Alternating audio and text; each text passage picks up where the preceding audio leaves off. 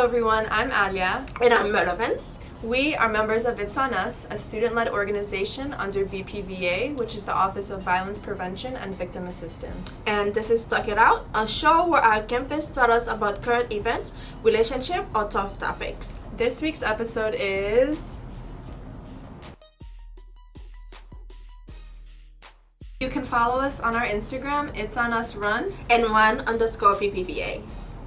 I think people stay in toxic relationships because they like the feeling of being like in this secure environment, even though like it's not secure, but they wouldn't know any better. They might not have like somewhere to run to or like enough resources to like leave the person, because sometimes they have to go like very far away to stay away from people who are victimizing them. So they might not have like enough resources to leave, and some people just need a little bit of courage to be able to leave these situations. It's like the fun of it. They like having fun. They like the drama, the dramaticness, the everything, basically. Because they're afraid to start all over. Like, if you think about it, like, if a person's in a relationship and they really love that person, although, like, love and hate, and they don't want to look for somebody else, so they be like, I'd rather stay in. I don't want to start all over. That's some experience, I ain't gonna hold you. Same as them, but people are actually scared to leave, too. They feel like if they leave, the spouse can do some crazy something to them. I don't know.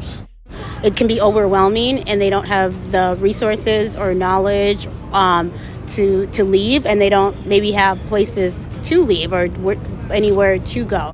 Trauma plays out really differently for a lot of different people, and the decision to leave can be both safe and unsafe in a variety of ways. And I think it oftentimes impacts more than the individual in the relationship.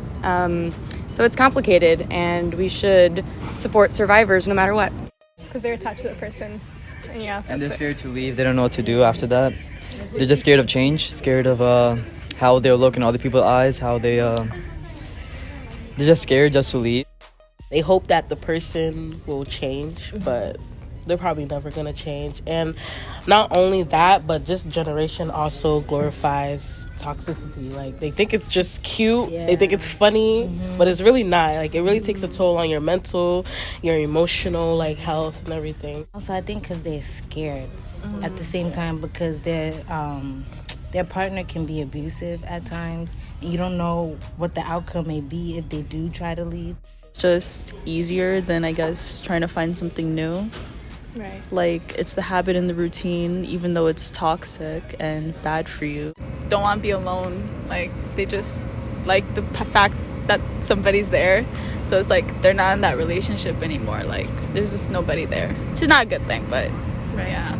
Basically about codependency and attachment, and to fill in a void that no one else could fill. And they would just stay there because they would probably believe that no one else would be there.